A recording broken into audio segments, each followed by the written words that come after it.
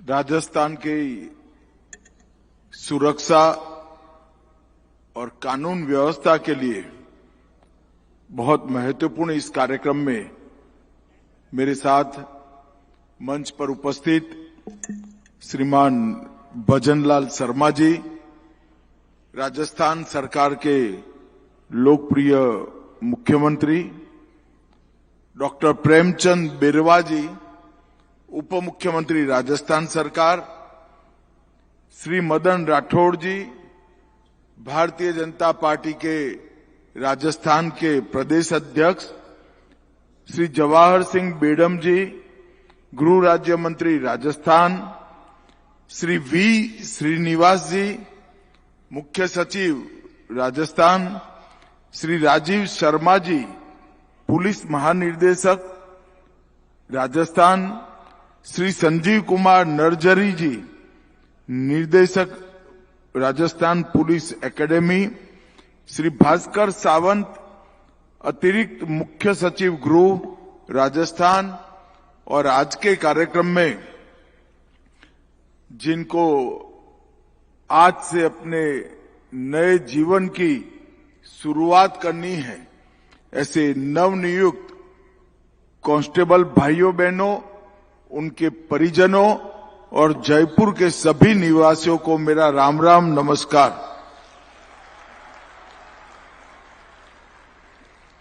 आज का दिन एक प्रकार से राजस्थान के कानून और व्यवस्था और राजस्थान पुलिस के लिए भी बहुत महत्वपूर्ण दिन है, क्योंकि आज करीब करीब 9,000 युवा राजस्थान पुलिस को ज्वाइन करेंगे, यहां से अपनी प्रशिक्षण का, ट्रेनिंग का प्रारंभ करेंगे और राजस्थान की सेवा के लिए, राजस्थान की जनता की सुरक्षा के लिए और सुरक्षित राजस्थान के संकल्प को चरितार्थ करने के लिए बाकी का समय वो यही काम में बिताएंगे। एक और तो हमारे हजारों नौजवानों को आज एक प्रकार से वर्दी मिली है, हजारों नौजवानों के परिजनों को,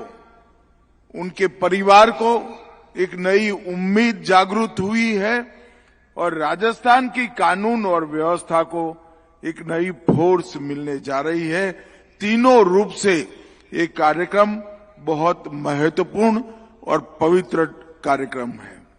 आज यहां पर एक मल्टीपर्पज इंडोर हॉल का वर्चुअल उद्घाटन भी हुआ। राजस्थान के सर्वश्रेष्ठ थाने का प्रोत्साहन चूरू जिले के रतन नगर पुलिस स्टेशन को सम्मानित भी किया गया। मित्रों, आज मैं जब आपके सामने आया हूं, लगभग 9,000 नवनियुक्त कांस्टेबल को नियुक्ति पत्र दिए हैं, जिसमें 2500 से ज्यादा महिला आरक्षक है। एक बार बच्चियों के लिए जोर से ताली बजाइए जरा। और 5500 से ज्यादा युवा भी यहां पर आज नियुक्ति प्राप्त कर रहे हैं। भजनलाल जी के नेतृत्व में यहां पर भारतीय जनता पार्टी की सरकार चल रही है। मैंने किसी युवा से बात नहीं करा है, मगर यहां आने के पहले पूरी प्रक्रिया को मैंने जाना था और मैं आज राजस्थान की जनता को कहना चाहता हूं कि ये 9,000 युवाओं को कोई खर्चे बगैर, कोई सिफारिश बगैर अपने दमखम के साथ नौकरी देने का काम हमारी राजस्थान सरकार ने। इसमें पारदर्शिता भी है, इसमें भ्रष्टाचार का उन्मूलन भी है और इसमें योग्यता का सम्मान भी है। कोई भी राज्य, कोई भी प्रदेश तभी आगे आ सकता है जब जिसमें मेरिट्स है, ऐसे युवाओं को वो आगे बढ़ाए। कोई भी प्रदेश तभी आगे आ सकता है कि राज्य के सेवकों की भर्ती पारदर्शी तरीके से हो, उसमें कोई भ्रष्टाचार न हो। और भजनलाल जी ने कांग्रेस सरकार ने शुरू किया हुआ पेपर लीक का सिलसिला भी समाप्त कर राजस्थान को इससे निजात दिलाने का काम किया। और ये पूरी प्रक्रिया पारदर्शी तरीके से, टेक्नोलॉजी के आधार पर और निष्पक्ष तरीके से पूरी की गई। 2025 से चल रही ये प्रक्रिया आज आपको नियुक्ति पत्रक तक लेकर आई है और ट्रेनिंग समाप्त करने के बाद 1949 मार्च में गठन हुई राजस्थान पुलिस का आप सभी लोग हिस्सा बनेंगे, इसका आपको गौरव होना चाहिए। राजस्थान पुलिस एक प्रकार से देश की सबसे अग्रणी और सक्षम पुलिस बलों में स्थान रखती है। राजस्थान के गठन के बाद राजस्थान पुलिस का भी गठन हुआ और सबसे दुष्कर कानून और व्यवस्था की परिस्थिति जहां पर है, ऐसा हमारा राजस्थान है।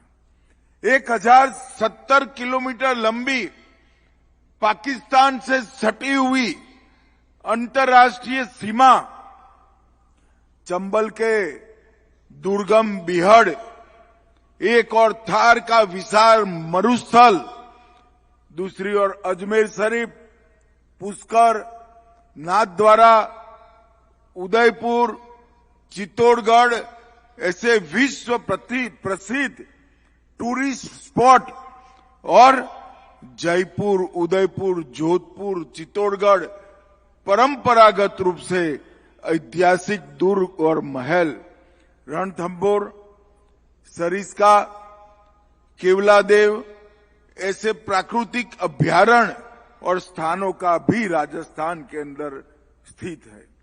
ये सब में पुलिस की चैलेंज अनेक गुना बढ़ जाती है। इसलिए मैं जो युवा आज यहां से नियुक्ति प्राप्त कर जा रहे हैं, इनको आग्रह करना चाहता हूं कि आपके प्रशिक्षण के वक्त पूरा ध्यान स्थित चित्त के साथ आपका प्रशिक्षण में होना चाहिए, क्योंकि जब आप पुलिस का हिस्सा बने प्रशिक्षित होकर, तब सुरक्षित राजस्थान का स्वप्न जो है वो आप साकार कर सके और उसका हिस्सा बन सके। भजनलाल जी की सरकार बनने के बाद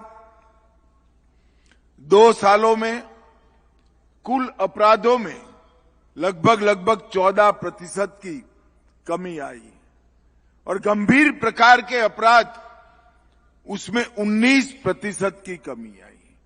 हत्या में 25%, हत्या के प्रयास में 19%, महिलाओं के खिलाफ अत्याचार में 10%, एसटी एससी के खिलाफ अत्याचारों में 28%, डकैती में 47% कमी और लूट में 51% कमी लाने का काम भारतीय जनता पार्टी की भजनलाल सरकार ने किया है।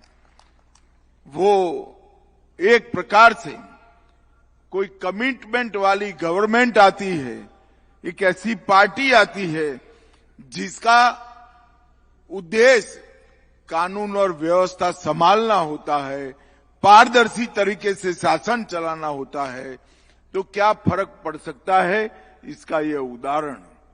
भजनलाल जी के नेतृत्व में राजस्थान पुलिस ने कई नई शुरुआत भी की। एंटी गैंगस्टर्स टास्क फोर्स का गठन किया है। पुलिस के आधुनिकीकरण के लिए बहुत इनिशिएटिव लिए हैं। अभय कमांड सेंटर से सीसीटीएनएस 112 और आईसीजीएस इसको इंटीग्रेट किया गया है। कालिका पेट्रोलिंग यूनिट उसकी शुरुआत हुई है और एंटी नारकोटिक्स टास्क फोर्स को भी स्ट्रक्चर करने का शुरुआत हुआ है। और आज साइबर अपराध रोकने के लिए I4C जो भारत सरकार का गृह मंत्रालय चलाता है, उसी की तर्ज पर राजस्थान में उन्होंने साइबर हेल्पलाइन की भी शुरुआत की है। मित्रों, आज जब आप लोग अपने जीवन की एक नई शुरुआत करने जा रहे हैं, तब एक ऐसे समय में जा रहे हैं जब मोदी जी के नेतृत्व में भारत सरकार ने 150 साल पहले बने अंग्रेजों के कानून को समाप्त कर भारतीय न्याय संहिता को इंट्रोड्यूस किया है। भारतीय न्याय संहिता इंट्रोड्यूस होने के बाद राजस्थान को पुलिस में ज्वाइन करने वाला आपका ये पहला बैच होगा। और ये न्याय संहिताएं हमारे संविधान ने जो हमारे नागरिकों को शरीर, संपत्ति और सम्मान की रक्षा की जो गारंटी दी है, इसके लिए ये न्याय संहिताएं बनाई गई।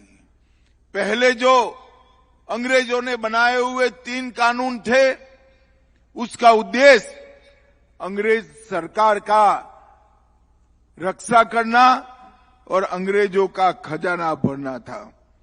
ये नए कानून आपको एक नया ही अनुभव कराएंगे। नए कानून के अंदर तकनीक को अहम स्थान दिया गया है। सभी प्रकार के 5 स्तंभ जो आपराधिक न्याय प्रणाली को कवर करते हैं, पुलिस, प्रोसिक्यूशन, जेल, FSL और कोर्ट, ये सभी को ऑनलाइन जोड़ दिया गया है। ढेर सारे परिवर्तन ऐसे किए हैं जिससे नागरिकों के अधिकारों की सुरक्षा होगी। इसके साथ साथ महिलाओं के और बच्चों के लिए एक अलग चैप्टर बनाकर महिला सुरक्षा और बाल सुरक्षा का नया अध्याय भी चालू कर दिया गया है। आतंकवाद को रोकने के लिए आतंकवाद को परिभाषित किया है। संगठित अपराध की भी एक नई व्याख्या की है और 7 साल और उसके अधिक सजा वाली दफाओं के लिए FSL को कंपलसरी किया है। और मित्रों, आज मैं इस कार्यक्रम के माध्यम से राजस्थान की जनता को कहने आया हूं कि ये कानूनों के पूर्ण इम्प्लीमेंटेशन के बाद जो भी FIR रजिस्टर होगी, सिर्फ 3 ही साल में सुप्रीम कोर्ट तक न्याय मिलने की व्यवस्था हो जाएगी। तारीख पर तारीख नहीं पड़ेगी। और अभी तो कुछ ही समय हुआ है, पूरा इम्प्लीमेंटेशन भी नहीं हुआ है, मगर राजस्थान पुलिस का सजा कराने का दर जो 41% था, उससे बढ़कर 60% पहुंचा है। और मुझे विश्वास है कि 85% तक पहुंचने में कोई आपत्ति नहीं आएगी। 85% गुनहगार जेल की सलाखों के पीछे होंगे। मित्रों, कानून और व्यवस्था अच्छी हो तो ही कोई राज्य विकास कर सकता है। भजनलाल सरकार ने पेपर लीक को बंद किया, कानून और व्यवस्था को मजबूत करने का काम किया और मोदी जी के नेतृत्व में राजस्थान को पूरे देश में अग्रणी निवेश का, इन्वेस्टमेंट का स्थान बनाने का काम भी हमारी भजनलाल सरकार ने किया है। आज पूरे देश में से निवेशक राजस्थान की ओर आने की स्पर्धा लगाकर बैठे हैं। यही बताता है कि आने वाले दिनों में राजस्थान का भविष्य बहुत उज्जवल है और वो उज्जवल भविष्य करने के लिए आप लोगों ने भी आपके जीवन के सुवर्ण काल को समर्पित करना है। ट्रेनिंग समाप्त होने के बाद जब आपकी तैनाती की जाएगी मुझे विश्वास है आपके नए खून, नए उत्साह, नए जोम के साथ राजस्थान पुलिस और युवा भी होगी और राजस्थान पुलिस और शक्तिशाली भी होगी। मित्रों, फिर से एक बार आज जिन युवाओं को नियुक्ति पत्र दिए गए हैं, वो सभी भाइयों बहनों को उनके आगे के जीवन के लिए मैं अनंत अनंत शुभकामनाएं देना चाहता हूं और उनके परिजनों को भी बधाई देना चाहता हूं कि आपके परिवार से एक बेटा या बेटी राजस्थान को सुरक्षित करने के लिए लगा है। वो हम सब के लिए तो गौरव की बात है ही, मगर आप लोगों के लिए भी बहुत गौरव की बात है। फिर से एक बार सभी को बहुत बहुत बधाई। वंदे मातरम। बोलिए भारत माता के, भारत माता के। आज के इस आरक्षक नवनियुक्त समारोह के अवसर पर मंच पर विराजमान आधुनिक भारत के चाणक्य माननीय केंद्रीय गृह एवं सहकारिता मंत्री सम्मानीय अमित शाह जी, मैं आप सभी से अनुरोध करूंगा कि एक बार जोरदार तालियों के साथ माननीय हमारे गृह मंत्री जी का जोरदार तालियों के साथ स्वागत और अभिनंदन करें। आज के इस कार्यक्रम में हमारी पार्टी के प्रदेश के अध्यक्ष मदन राठौड़ जी, कैबिनेट में मेरे साथी उप मुख्यमंत्री प्रेमचंद बैरवा जी, गृह राज्य मंत्री जवाहर सिंह जी बेडम साहब, मुख्य सचिव श्री बी श्रीनिवास जी, अतिरिक्त मुख्य सचिव गृह श्री भास्कर सावंत जी, पुलिस महानिदेशक राजीव कुमार शर्मा जी, निदेशक राजस्थान पुलिस अकादमी संजीव कुमार नर्जरी जी, इस कार्यक्रम में आए सभी आरक्षी भाई बंधु और सभी आने वाले इस कार्यक्रम में मेरे भाई और बहनों, सबसे पहले तो मैं आप सभी का वंदन करता हूं, अभिनंदन करता हूं। आप सभी को मैं नमस्कार करता हूं। आज मैं सबसे पहले माननीय केंद्रीय गृह मंत्री श्री अमित शाह जी का राजस्थान की इस गौरवशाली धरा पर स्वागत और अभिनंदन करता हूं। यहां उपस्थित सम्मानित अतिथिगण और सभी महानुभावों को भी नमस्कार करता हूं। हम सबके लिए अत्यंत गौरव की बात है कि आज हमें देश के लोकप्रिय गृह मंत्री माननीय अमित शाह जी का सानिध्य मिल रहा है। साथियों, वर्तमान कालखंड देश की आजादी के बाद का यह अभूतपूर्व कालखंड है, जिसमें देश के यशस्वी प्रधानमंत्री श्री नरेंद्र मोदी जी और माननीय गृह मंत्री अमित शाह जी जैसे संकल्पित राष्ट्र सेवियों को मजबूत और कुशल नेतृत्व मिल रहा है। आपके नेतृत्व के इन 11 वर्षों में ऐसे ऐतिहासिक कार्य हुए हैं जिन्हें पहले मुश्किल ही नहीं बल्कि नामुमकिन माना जाता था, और इन कार्यों की फहरिस्त बहुत लंबी है। आपने धारा 370 हटाकर जम्मू कश्मीर को देश की मुख्य धारा में जोड़ना और देश की एकता और अखंडता को मजबूती देने का काम किया है। लोकसभा में जम्मू कश्मीर पुनर्गठन बिल पर चर्चा के दौरान आपका संबोधन आज भी देशवासियों के मानस पर पटल पर अंकित है, जिसमें आपने कहा कि हम जम्मू कश्मीर के लिए जान भी दे देंगे। देश की एकता और अखंडता के प्रति आपका ये समर्पण हम भारतीयों के लिए प्रेरणादायक है। आपका ये कार्य लौह पुरुष सरदार वल्लभ भाई पटेल जी को सच्ची श्रद्धांजलि है, जिनके देश के एकीकरण में असाधारण योगदान को कभी नहीं भुलाया जा सकता। आपके इस साहसिक निर्णय के लिए हमारे पुरोधा डॉक्टर श्यामा प्रसाद मुखर्जी जी की आत्मा को भी आपका आशीर्वाद दे रही होगी, जिन्होंने एक देश एक विधान एक निशान के लिए अपने प्राणों का बलिदान दे दिया। आपने देश की आंतरिक सुरक्षा के लिए नासूर बन चुके नक्सलवाद का सफाया करने का काम किया। आपने माननीय प्रधानमंत्री जी के नेतृत्व एवं मार्गदर्शन में अपनी प्रतिबद्धता से देश में औपनिवेशिक मानसिकता वाले कानूनों को समाप्त किया। इनकी जगह नए 3 कानून लागू कर देश की न्याय प्रणाली को अधिक लोकतांत्रिक बनाया है। आपने सीए कानून लाकर पाकिस्तान, बांग्लादेश और अफगानिस्तान में धार्मिक उत्पीड़न से तंग आकर भारत में शरण लेने वाले अल्पसंख्यकों को भारतीय नागरिकता देने की राह खोली है। आपके कुशल नेतृत्व में पूर्वोत्तर में महत्वपूर्ण शांति समझौते हुए हैं और हाथ में हथियार लेकर घूमने वाले युवा सरेंडर और मेन स्ट्रीम में आए हैं। इसी के चलते आज पूर्वोत्तर शांति और विकास के मार्ग पर तेजी से आगे बढ़ रहा है। आज माननीय गृह मंत्री जी के इन पवित्र कर कमलों से राजस्थान पुलिस के 10,000 जवानों को नियुक्ति पत्र प्राप्त करने का अवसर मिल रहा है। मैं इन सभी जवानों को बहुत बहुत बधाई और उनके उज्जवल भविष्य की कामना करता हूं। और आज साथ ही ये कहना चाहता हूं कि नियुक्ति पत्र मिलना और वह भी देश के लोकप्रिय गृह मंत्री जी के हाथों, यह आपके लिए सोने पर सुहागा है। यह आपके लिए ऐसा क्षण है जो आपके अपने पूरे जीवन, अपनी पूरी सेवा अवधि के दौरान याद रहेगा। यह क्षण हमेशा अपने कर्तव्यों को पूरी निष्ठा एवं समर्पण के साथ निभाने के लिए प्रेरित भी करेगा।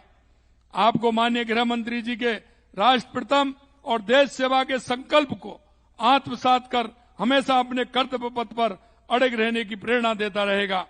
हमने आप लोगों के लिए पुराने प्रशिक्षण के तौर तरीके को बदलते हुए प्रशिक्षण को आधुनिक बनाया है, जिसमें एआई और उन्नत फोरेंसिक जैसी तकनीकी को शामिल किया गया है।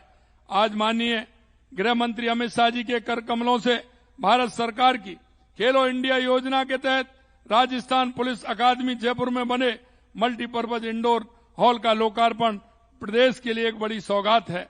इस मल्टीपर्पज इंडोर हॉल में सभी इंडोर खेलों के कोर्ट एक स्थान पर उपलब्ध होंगे। आज जो युवा राजस्थान पुलिस में आरक्षक के रूप में अपने जीवन की महत्वपूर्ण पारी की शुरुआत कर रहे हैं, मैं उनसे कहना चाहता हूं कि आप ऐसे समय में पुलिस सेवा का हिस्सा बन रहे हैं जब औपनिवेशिक काल के कानून अब इतिहास बन चुके हैं। उनके स्थान पर 3 नए कानून, भारतीय न्याय संहिता, भारतीय नागरिक सुरक्षा संहिता, भारतीय साक्ष्य अधिनियम देश में लागू हो चुके हैं। इन कानूनों से देश की न्याय व्यवस्था में पारदर्शिता आई है। हर पीड़ित को त्वरित न्याय मिलना संभव हो पाया है। ये कानून नई चुनौतियों का समाधान भी करते हैं। आपको इन कानूनों के प्रावधानों को अच्छी तरह समझना है और इनकी भावना के अनुरूप कार्य करना है। साथ ही आपसे ये भी कहना चाहता हूं कि आज का युग तकनीकी बदलाव का है, इसलिए आप नए कानूनों के साथ ही नई तकनीकी के बारे में खुद को अपडेट रखें और सीखते रहें।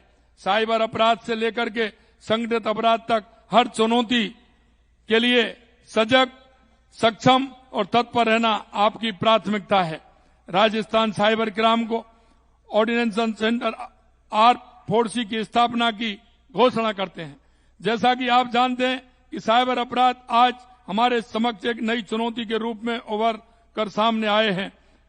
इन चुनौतियों को देखते हुए यशस्वी प्रधानमंत्री श्री नरेंद्र मोदी जी और माननीय गृह मंत्री अमित शाह जी के नेतृत्व में भारत सरकार द्वारा भारतीय साइबर अपराध समन्वय केंद्र I4C की स्थापना की गई है। इस राष्ट्रीय दृष्टिकोण और अनुभव से प्रेरणा लेते हुए मुझे ये घोषणा करते हुए अत्यंत प्रसन्नता हो रही है कि माननीय अमित शाह जी के मार्गदर्शन और पहल पर प्रदेश में राजस्थान साइबर क्राइम को ऑर्डिनेशन सेंटर R4C की स्थापना की जाएगी। Rajasthan cyber crime coordination centre R4C को साइबर अपराध के क्षेत्र में एक सेंटर ऑफ एक्सीलेंस के रूप में विकसित किया जाएगा। R4C के माध्यम से राज्य के सभी जिलों के बीच साइबर अपराधों से संबंधित समन्वय, सूचना साझाकरण और अनुसंधान को एक सुदृढ़ और विकेंद्रीकरण ढांचा प्रदान किया जाएगा। R4C के माध्यम से हमारे पुलिस अधिकारियों का क्षमता संवर्धन भी होगा। कानून व्यवस्था को सुदृढ़ बनाने के लिए हमारी सरकार ने पिछले 2 साल में अनेक कदम उठाए हैं। महिला सुरक्षा के लिए 65 एंटी रोमियो स्क्वाड और 500 कायल का पेट्रोलिंग यूनिट संचालित कर रहे हैं। राज्य में 9,400 CCTV कैमरे लगवाए गए। एसआईटी गठित कर परीक्षाओं में अनियमितताओं के प्रकरणों में करीब 400 आरोपी गिरफ्तार किए गए हैं। साइबर अपराधों पर रोक के लिए ऑपरेशन साइबर शील्ड चलाया और सभी थानों में साइबर हेल्प डेस्क स्थापित किए हैं। इन प्रयासों से कानून व्यवस्था में बड़ा सुधार हुआ है। प्रदेश में 2023 के मुकाबले अपराधों में 15% से अधिक की कमी आई है। महिला अत्याचार में 10% की कमी आई है। अनुसूचित जाति जनजाति के खिलाफ अत्याचार में 28% की कमी आई है। हमने प्रदेश को गत सरकार के पेपर लीक की शराब से भी मुक्त कराया है। हमारी डबल इंजन की सरकार विकसित भारत विकसित राजस्थान के संकल्पों के साथ आगे बढ़ रही है। मुझे भरोसा है कि राजस्थान पुलिस कानून व्यवस्था में अग्रणी बनकर विकसित राजस्थान के लक्ष्य में अपनी महत्वपूर्ण भूमिका निभाएगी। एक बार मैं पुनः माननीय केंद्रीय गृह मंत्री श्री अमित शाह जी का राजस्थान पधारने के लिए आभार व्यक्त करता हूं और आज जो आरक्षी हैं उन सभी को भी पुनः शुभकामना देता हूं। बहुत बहुत धन्यवाद। जय हिंद, जय भारत, जय राजस्थान।